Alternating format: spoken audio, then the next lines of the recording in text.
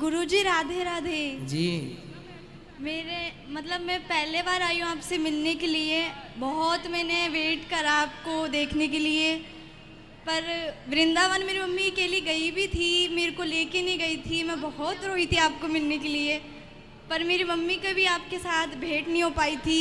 तो मेरी खुशकिस्मत हूँ मैं कि मैं आपसे यहाँ पे जयपुर में भेंट हो पाई है मेरा एक ही सवाल है सिर्फ कि मैंने हर जगह पे सुना है कि कोई भी जो झूठ बोलता है उसकी मृत्यु हो जाती है, तो ऊपर जाके उनको क्या सजा दी जाती है? 28 प्रकार के नरक होते हैं। झूठ बोलने वालों के लिए भी एक अलग से नरक बना रखा है। झूठ बोलने वालों को भी उस नरक में भेज करके जो दंड होता होगा वो देते होंगे। झूठ बोलने वालों की भी अनेक अनेक योनियाँ हैं, उन योनियों में भेज कर भी वो कर्म दंड भोगने पड़ते हैं। तो ये कर्म दंड हैं, भोगने पड़ेंगे। किस नरक में जाएंगे वो तो वहाँ हिसाब होगा। और मैंने हर जगह पे सुना है कि मतलब जो झूठ बोलता है तो उनके मतलब कि आंखें की जो पलकी होती है उनको खींचा जाता है, पर ये क्या सच होता है? नरकों में यातनाएं तो मिलती ही मिलती हैं ना, वहाँ कोई आरती तो हमारी और आपकी उतारेगा नहीं। तो नरक में यातनाएं मिलती हैं। वो कौन सा शरीर होता है यातना पाने वाला, वो सब्जेक्ट कल आएगा कथा में, तो कल आपको बताएंगे गुरु। और मतलब कि तब हम आपके सुबह सुबह भजन सुनते हैं, मम्मी सुनती है, आपकी मम्मी बहुत बड़ी फ़ैन भी है। तो मेरी दादी बिलीव नहीं करती आप, मतलब कि जब भी भजन हम लगाते हैं टीवी पर, तो मेरी दादी मतलब कि चिड़चिड़ापन करती है एनी टाइम, मतलब कि कुछ भी ताने दे दे के काम करती है। तो उस टाइम पे दादी कथा नहीं सुनती? नहीं, वो बिलीव ही नहीं करती है इस बात पे, सिर्फ एक ही व्रत करती है, वो भी छठ पूजा करती है। बुढ़ापा है अब कर लो। वो बिलीव भी नहीं करती है इस बात पे कि बोलती है क्या होएगा ये सब करने से। चलो यमराज के कस्टमर हैं फिर वो। हाँ, और मतलब कि आप ऐसे लोग बेचारे यमराज का कारोबार चलाते नहीं, यमराज का कारोबार ठप ना हो जाए। और गुरुजी आपकी एक तो मुस्कान बहुत प्यारी लगती है, और हम सबको, मेरी मम्मी भी कहती है कि आपका जो चेहरा है सेम कान्हा जी की तरह मतलब दिखता है सेम। ठाकुर जी के दास हैं हम, उनके चरण धूली हैं। जैसा बनाया विधाता ने वैसा आपके सामने हूँ। प्रभु जी प्रणाम जी।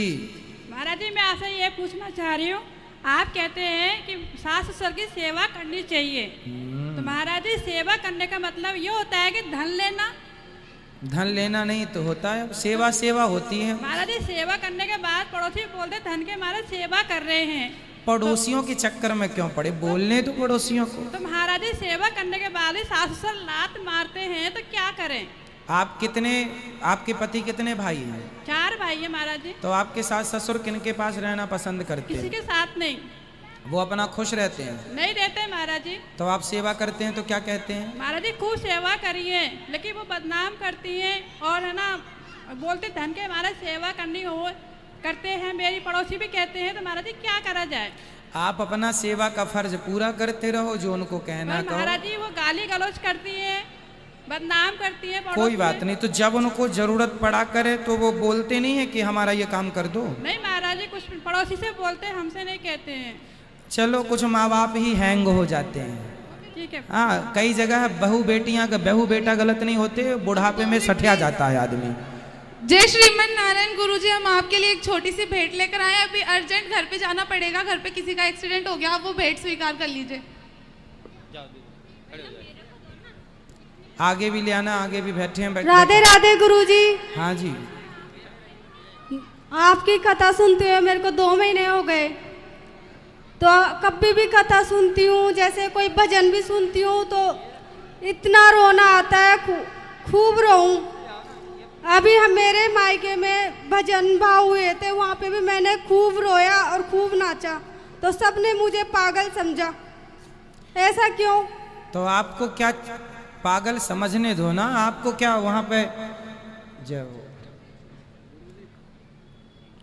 पागल वागल कहने दिया करो, ज्यादा चक्कर में ना पड़ा करो लोगों के।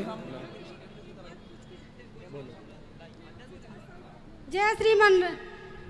आगे ले आओ माइक।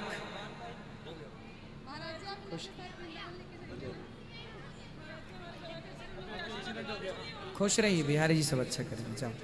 राधे राधे गुरुजी। हाँ जी। गुरुजी, जब हमें ना घर पे श्रीमद् भागवत का पाठ करते हैं तो गुरुजी उसमें संस्कृत और हिंदी के पाठ में से कौन सी भाषा में हमें जो उसको आपको पढ़ना आ जाए, चाहिए? हिंदी आए तो हिंदी, संस्कृत आए तो संस्कृत। धन्यवाद गुरुजी। खुश रहिए। जय श्रीमन नारायण गुरुजी। जय श्रीमन नारायण। आप मुझे मेरे परिवार को आशीर्वाद दीजिए। मैं 4th मंथ प्रेग्नेंट हूँ, मुरादाबाद से आपके दर्शन करने के लिए आई हूँ। अच्छा, खुश रहिए। और ये संतान जो इस दुनिया में आए, भारत का भी नाम रोशन करे और मेरे परिवार का भी। मेरे से एक क्वेश्चन है, आप बोलते हैं आज की भागवत मुझे बहुत अच्छी लगी। आप ये बोलते हैं कि चूहे का अगर जो ऑपरेशन करते हैं उनको तो शराब नहीं मिलता। अब किसी किसी के घर में तो इतने चूहे हो जाते हैं तो उनको फिर दवाइयाँ भी डालनी पड़ती है। सर वो भी पाप की भागीदारी हो गई फिर तो? वो पाप ही है, परंतु उस पाप से वो हमने चाह कर नहीं किया, ना चाह कर किया है। हाँ, तो हमें दंड नहीं वो मिलेगा नहीं, ना? दंड मिलेगा, परंतु उसके लिए हम लोग जो नित्य कथाएं सुनते हैं, सूर्य भगवान को जल चढ़ाते हैं, तो इन चीजों से हमारे वो पाप नष्ट हो जाते हैं जो छोटे मोटे ना चाह करके करना पड़ता। मैं आपकी कथा से 6 महीने से जुड़ी हुई हूँ। अपना आशीर्वाद बनाए रखना। मैं जिंदगी भर आखिरी सांस तक आपसे जुड़ी रहूं। जय श्रीमन नारायण। जय मुझे श्रीमन और मेरे परिवार को आशीर्वाद दे देना। खुश रहिए, खुश रहिए, खुश रहिए। राधे राधे गुरुजी, मैं 4 साल से आपसे जुड़ी हूँ। मैं वृंदावन आना चाहती हूँ पर किसी कारणवश मैं आ नहीं पाती हूँ। आपसे मैं से ये पूछना है, मेरे कान्हा जी सोते सोते हुए अपने आप गिरे थे, ना किसी ने गिराया ना किसी को। मैं कुछ समझ नहीं पा रही हूँ। कोई बात नहीं, बच्चे भी कभी कभी पलंग से गिर जाते हैं। नहीं, इनको हाथ में चोट लगी, हाथ भी अलग हो गया था, तो मैंने कैसे कर उसको ठीक भी करवाया, पर वो ना अब कुछ समझ में नहीं आता है कि मैं दूसरे लाने चाहिए। और हाँ, तो इनको विसर्जन करके मैं विसर्जन है ना उनकी अटकेलियां ने मतलब काल्पनिक जैसे कलयुग में साक्षात चमत्कार किए वैसे चमत्कार किए। मेरा मन नहीं करता विसर्जन करने। कोई बात नहीं, फिर सेवा करो। ठीक है, खुश रहिए। धन्यवाद। यहाँ ले